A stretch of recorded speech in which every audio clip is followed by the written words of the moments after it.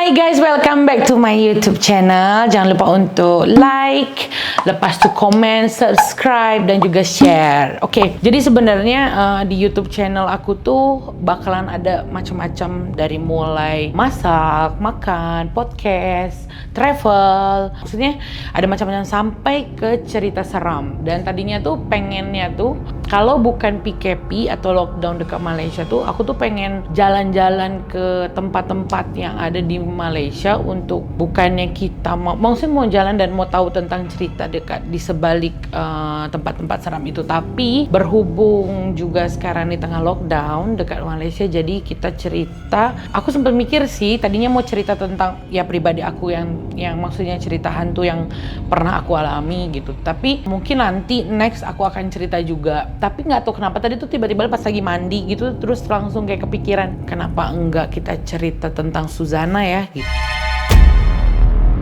Nggak tahu tiba-tiba aja gitu. Dan tadi tuh sempet juga sih pas lagi mandi tuh pas kepikiran udahlah kita bikin konten di rumah dan ceritain tentang Suzana. Karena maksudnya dari zaman aku kecil sampai sekarang, kalau misalnya kita mikirin namanya sundel bolong atau misalkan kita mikirin namanya kuntilanak atau apa tuh pasti yang ada di bayangan dan di otak kita tuh pasti Suzana yang lagi ada di film-filmnya itu loh, yang lagi ada di scene-scene-nya dia di film sundel bolong. Dan sebenarnya cerita Suzana tuh dari Indonesia sampai ke Malaysia tuh pada tahu gitu. Aku pun sebenarnya nggak research banyak juga tentang Suzana, tapi ini kita ceritain flashback Bali tentang masa kehidupannya Suzana kayak gimana dan juga masa kematian beliau. So aku akan cerita di sini mungkin sedikit banyaknya yang aku tahu dan yang aku bisa share sama kalian semua gitu kan. Mungkin ada sebagian orang juga yang nggak tahu gimana cerita tentang Suzana gitu. Jadi kalau misalnya awal-awal nih aku mau cerita Suzana itu termasuk artis atau pelakon senior yang watak horor yang betul-betul dalam tanda kutip maksudnya bisa membawakan secara maksudnya secara benar-benar kayak real gitu, maksudnya kayak benar-benar kita ngelihat film hantu. Padahal sebenarnya kalau misalnya kita pikir mata dia tuh cuman diitemin, cuman dipakein bedak putih, tapi ekspresi mata dengan ekspresi cara dia bercakap, cara dia membawakan watak tersebut tuh serius, memang jadi dan merinding banget gitu. Dan sampai sekarang tuh kalau misalnya kita pikirin kayaknya di rumah, misalkan contoh ya, kayaknya di rumah gua ada hantu dan pasti yang langsung kepikirannya tuh muka Suzana gitu, langsung kepikirannya tuh nggak tahu kenapa kayak dia tuh boleh terngiang-ngiang terbayang-bayang sampai dengan umur saya sekarang.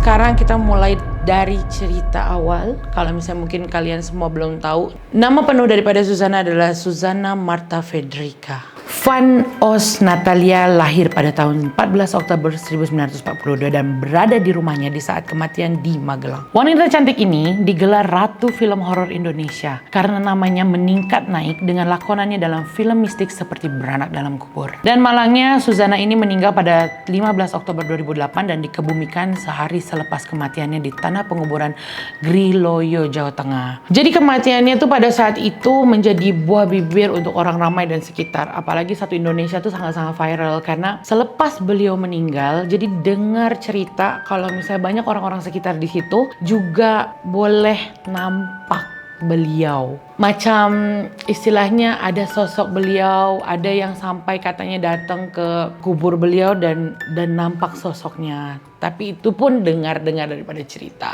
gitu. So katanya Suzana ini mati disebabkan penyakit kencing manis yang dia hidap sejak 30 tahun sebelum itu. Tapi orang tuh banyak yang gak percaya kalau misalnya dia tuh meninggal gara-gara penyakit kencing manis. Jadi banyak orang yang menyangka kalau misalnya suaminya itu yang membunuh dia. Jadi menurut cerita daripada Cliff Sangra, suaminya itu, jadi pada saat malam itu tuh Suzana tuh dia memang ada habit atau kebiasaan untuk minum susu setiap malam. So pada saat malam itu kebetulan seperti biasa, jadi maksudnya dia minum susu, kebiasaan dia. Terus udah gitu tiba-tiba nggak tahu kenapa dia tuh tiba-tiba tarik nafas dalam dan udah gitu langsung nggak ada. Sampai akhirnya Cliff Sangra juga coba untuk bangunin lagi dan nggak bisa, dan di situ dinyatakan meninggal sampai dia panggil dokter dokter untuk cek, dan ya udah pada saat itu semua tuh menyatakan kalau misalnya Suzana itu meninggal. Dan jadi maksudnya selepas dengar omongan dari Cliff Sangra kayak gitu, jadi banyak orang yang berpersepsi kayak masa sih hanya gara-gara minum susu kok bisa meninggal gitu kan. Jadi banyak orang yang nuduh-nuduh kayaknya ini dibunuh gitu sama suaminya. Oke, jadi selepas kejadian kematian Suzana itu, jadi rame banget deh, udah semua tuh maksudnya bisa dibilang udah viral, udah maksudnya udah orang pada tahu kalau misalnya Suzana meninggal. Tapi akhirnya setelah reporter minta pengakuan daripada Cliff sendiri, dan dia tuh benar-benar mati-mati bilang kalau misalnya bukan dia yang ngebunuh. Tapi sebenarnya kita juga ngedengar dari ceritanya Kiki atau anak Suzana daripada perkawinan dia yang pertama, itu katanya kalau misalnya Cliff Sangra tuh ada sedikit niatan untuk mengambil harta ibunya. Jadi mungkin disebabkan dia mau ngambil atau mau memperoleh semua harta-hartanya Suzana, jadi dia punya niat kayak untuk ngebunuh Suzana gitu. Maksudnya jadi ada niatan yang gak bagus. Jadi itu adalah prediksi family atau keluarga-keluarga Suzana. Karena mungkin iyalah, maksudnya kalau misalnya kita ngedengar juga secara logiknya, meninggalnya kenapa? Gara-gara minum susu gitu. Kan kayaknya gimana gitu ya, meninggalnya gara-gara minum susu. Jadi selepas itu gitu,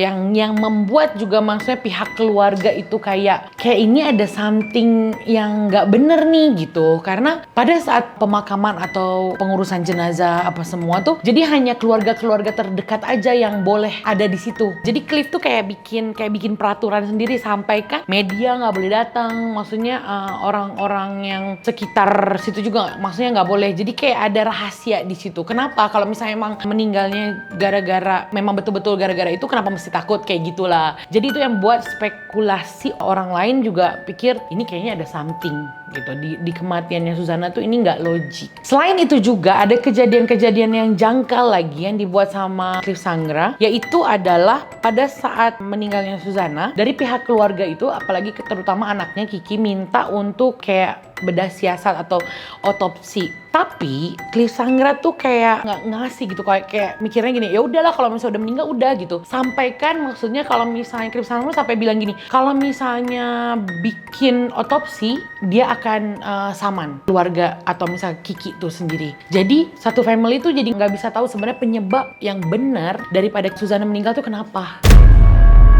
Jadi selepas Suzana meninggal, Cliff Sangra juga ada cerita juga dekat media yang kalau istrinya itu sebelumnya pada saat dia masih hidup, dia ada berguru dengan guru spiritual yang dalam tanda kutip, maksudnya berguru itu kita nggak tahu lagi tentang untuk apa, tapi dia lebih kepada bertapa gitu. Jadi sampai pada saat Suzana meninggal juga, Cliff tuh masih suka dengar suara-suara atau ada orang suruh dia untuk bertapa juga gitu. Jadi kayak masih connecting gitu, maksudnya pada saat dia meninggal tuh kayak belum ada bedanya gitu. Jadi dia cerita yang kalau misalnya pada saat itu dia memang selalu berguru dengan ada satu guru tuh, sampai ada satu tempat dia berguru dan bertapa itu dia mesti ngerendam kakinya, terus udah gitu mesti bertapa di dalam air gitu. Dan sampai sekarang itu katanya tempat itu dijadikan tempat-tempat untuk orang lain ambil airnya, untuk mungkin ya kali ya mau ngambil kayak luck gitu mungkin, atau mau ngambil spiritualnya dari situ. Tapi itu juga nggak tahu bener atau enggaknya, cuman yang dengar-dengar katanya kayak gitu. Dan sampai sekarang tuh kayak masih ada, walaupun Suzana udah meninggal tuh, tapi mistiknya dekat situ tuh masih kerasa. Jadi selain daripada masa hidupnya Suzana itu suka bertapa atau pergi ke guru-guru, dia juga katanya kalau misalnya masa hidupnya dia selalu makan bunga. Aku kurang pasti ya bunga itu bunga melati atau apa, tapi dia tuh katanya selalu makan bunga. Itu adalah salah satu benda mistik yang memang selalu dilakukan oleh Suzana di masa dia hidup. Dan disebabkan pada saat masa dia masih hidup itu dia suka banget makan bunga melati, dan pas itu dia memang suka banget sama bunga melati, sampaikan walaupun Suzana udah meninggal dan nggak ada, di kamar tempat dia meninggal tuh masih sampai sekarang disimpenin bunga melati. Jadi selalu dibersihin terus dia simpan lagi bunga melati yang baru gitu, karena dia masih pengen feel kalau misalnya Suzana tuh masih hidup kayak gitu. Dan kalian tahu nggak, selepas Suzana meninggal, Cliff Sangga ada cerita juga yang pada saat 3 hari selepas Suzana meninggal, dia tuh ngelihat Suzana di tepi pintu sambil berdiri gitu, pakai baju coklat, terus sambil ngelihat ke dia sambil bilang selamat tinggal. Siut, merinding sih. Selamat tinggal gitu. Maksudnya jadi tiba-tiba, gue nggak tahu kenapa tiba-tiba dekat ruangan ini kayak panas. Kelihatan nggak kayak aku tuh tiba-tiba berpeluh terus merinding. Jadi itu tuh bukan sekali aja yang kejadian itu berlaku. Selanjutnya juga Cliff pernah cerita kalau misalnya dia pernah ngeliat Suzana lagi tuh duduk di ruang TV mereka dan dia tuh lagi nonton satu film dan dia tuh ngomel gitu, ngomentarin film itu yang kayak misalnya ini gimana sih nggak bagus ini semua ini gitu ngomentarin, dan Cliff tuh sampai dia ngeliat ini benar atau enggak, sampai dia pun kaget gitu. Jadi kayak bener-bener kayak masih hidup. Dia tuh ngerasa kayak ini bener nggak sih, soalnya kayak bukan hantu atau kayak bukan yang mewujudkan something yang seram, tapi dia cuma duduk yang ngomen film yang dia lagi nonton terus tiba-tiba udah gitu. So jadi banyak keanehan yang terjadi selepas Suzana meninggal. Mungkin ada disebabkan juga karena pada saat masa beliau hidup juga dia ada sangkut paut atau dia ada berkaitan dengan dunia-dunia mistik. So jadi ada cerita juga yang katanya pada saat beliau masih hidup dia ada satu ruangan khusus untuk Suzana atau kamar dia, yang kan dia ini kan selalu bawain watak-watak atau misalnya peran-peran hantu yang memang biasanya sebelum dia syuting dia akan kayak bertapa dulu. You guys just bayangin ya, maksudnya di Indonesia itu ada sosok yang dia selalu bawain kayak Nyai Roro Kidul, dan itu tuh hanya Suzana aja gitu yang boleh bawain atau mewatakkan peran itu. Selain daripada Suzana tuh artis-artis lain yang mau coba untuk bawain watak itu tuh nggak bisa, bener-bener kayak nggak dikasih izin gitu. Jadi hanya Suzana aja yang dikasih izin, dan kebetulan setiap Suzana mau melakukan syuting atau apa, dia selalu bertapa di ruangan itu. Pada saat Suzana sudah meninggal, Cliff juga nampak Suzana ada di ruangan itu sambil sikat rambut. Wih. Dan ada satu hal lagi yang paling serem juga sih ya dengernya. Pada saat Suzana udah mulai sakit waktu masa hidupnya, jadi dia tuh tidurnya tuh pisah ranjang. Bukan pisah ranjang sih sebenarnya, mungkin karena Suzana sakit dan gak mau diganggu sama orang lain, jadinya kayak dia kamarnya tuh sebenarnya sebelah sama Cliff. Cuman ya maksudnya nggak tidur satu bilik gitu, nggak tidur satu kamar. Jadi kebiasaan Suzana pada masa hidupnya adalah bila dia perlukan Cliff atau mau sesuatu tuh dia akan ketuk gitu, kayak akan bilik sebelah. Dan pada saat Suzana sudah meninggal, jadi Cliff cerita kalau misalnya dia masih dengar ketukan yang sama seperti ketukan Suzana buat pada saat dia mau minta tolong ke Cliff. Tapi di dalam ruangan itu tuh nggak ada siapa-siapa. Ruangan itu tuh kosong. Dan Allahu alam lagi, Cliff juga cerita pada saat dia menziarahi Suzana ke makamnya, dia ngeliat Suzana lagi duduk di atas makam dia.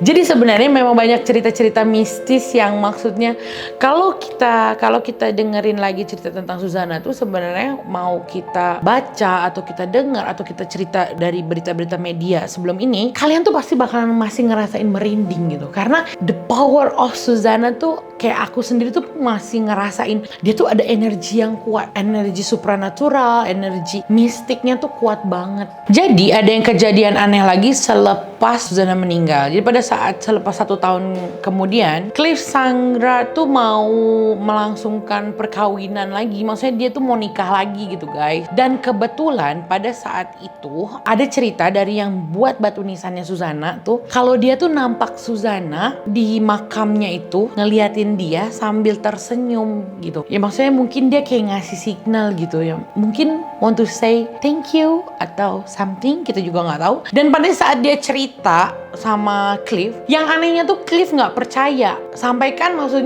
si orang yang bikin batu nisannya tuh sampai nunjukin video di mana ada orang kerasukan arwahnya Suzana. Tapi dia masih juga nggak percaya dengan kejadian itu. Padahal Cliff sendiri selalu didatengin sama Suzana. Jadi mungkin kayaknya dia tuh nggak akan percaya kalau orang lain bisa ketemu bininya. Kalau yang boleh ketemu bininya tuh cuma dia aja kali ya. Nggak tahu gitu. Tapi kan mungkin orang-orang sekeliling mungkin ya dia ngeliatin, nunjukin ke orang yang buat batu nisan, siapa tahu dia mau menyampaikan oh ya terima kasih gitu kan, karena dia senyum gitu. Jadi ada kejadian yang lucu lagi. Setelah Suzana meninggal, kalian bayangin ya, 1 tahun kemudian Cliff Sangra udah boleh menikah lagi. Ini masih jangka waktunya tuh masih, kalau kata kita, masih dalam masa berduka gitu. Dan dia boleh menikah lagi dan buat resepsi besar-besaran di Eropa, guys. So mungkin jadinya persepsi orang untuk menilai, oh jadi memang lu mungkin memang mau hartanya Suzana. Itu betul, karena ya kita juga bisa ngelihat sendiri setelah 1 tahun beliau meninggal, kok bisa sih gitu secepat itu menikah lagi dengan orang lain dan buat pesta yang besar di Eropa pula. Itu juga janggal juga. Tapi anehnya sampai sekarang Cliff Sangra masih menafikan yang kalau dia nih tidak membunuh Suzana, dan juga dia menafikan yang kalau dia nih mau harta-hartanya Suzana. Tapi ya Allahu alam ya, kita juga nggak tahu, oke? Dan yang paling anehnya lagi, di saat setelah Suzana meninggal, warga-warga di sekitar rumah dia atau di sekitar Magelang itu ada yang kayak didatengin juga, tapi kita nggak tahu kalau misalnya itu tuh benar-benar Suzana atau bukan. Jadi ada yang ngelihat Suzana dalam keadaan sundel bolong sama seperti di filmnya, terus ada yang menjelma jadi watak-watak dia yang mungkin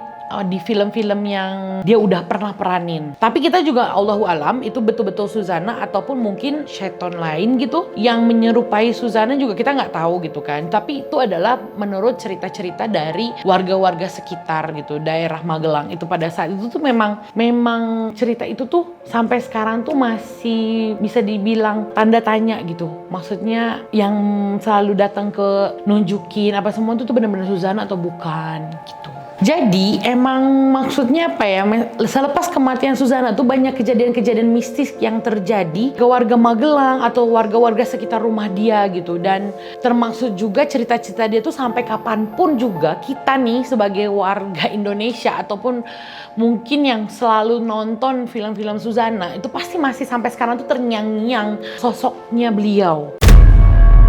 So guys, jadi kalau misalnya kita cerita tentang Suzana itu memang gak akan ada habis-habisnya. Jadi kita pun sampai sekarang nggak tahu sebenarnya kebenaran dari cerita-cerita yang beredar dekat masyarakat dan juga sekitarnya ataupun media dan yang lainnya itu benar atau enggak. Jadi masih lagi kalau kita dibilang Allahu alam. Yang paling penting adalah sampai sekarang menurut saya lah, Suzana itu nggak akan pernah tergantikan sebagai ratu horor Indonesia. Jadi kalau misalnya kalian perhatiin film-film hantu yang sekarang gitu ya, kualitasnya dia mungkin bagus, cuman maksudnya seseremnya tuh nggak kayak kita serem ngelihat film-film Suzana gitu. Dan yang maksudnya kalau misalnya kita bayangin kuntilanak atau bayangin sundel bolong tuh kayaknya di otak kita tuh langsung kepikiran Suzana kan. Merinding bulu romaku. Kita sedekahkan Al-Fatihah untuk Suzana dan semoga beliau juga boleh tenang di sisi Allah Subhanahu wa taala. Jadi guys, oke, sekian cerita seram, merinding. Jadi memang merinding guys. Jadi ternyata sebenarnya nggak mudah juga ya untuk bawain cerita kayak orang-orang, maksudnya di YouTube kayaknya gampang banget, seneng banget gitu, maksudnya ceritain cerita seram gitu.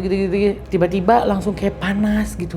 Padahal ini AC loh Ekon, tapi tiba-tiba kayak keluar panas gitu, tiba-tiba merinding sendiri gitu pada saat menceritakan. Jadi sebenarnya ini adalah video pertama aku untuk sesi seram yang semestinya sih kita pergi keluar, tapi disebabkan lockdown so kita cerita aja di rumah. Siapa tahu selepas ini kita lockdown selesai dan kita boleh pergi jalan-jalan di sekitar Malaysia dan kita boleh telusuri cerita-cerita seram ataupun tempat-tempat yang boleh kita datengin dan kita cari tahu kebenarannya ataupun cerita-cerita di sebalik misteri-misteri yang ada. Thank you so much guys for watching. Jangan lupa untuk like, subscribe dan juga komen seperti biasa ya, di remind lagi. Dan thank you so much, alhamdulillah, dan wassalamualaikum warahmatullahi wabarakatuh.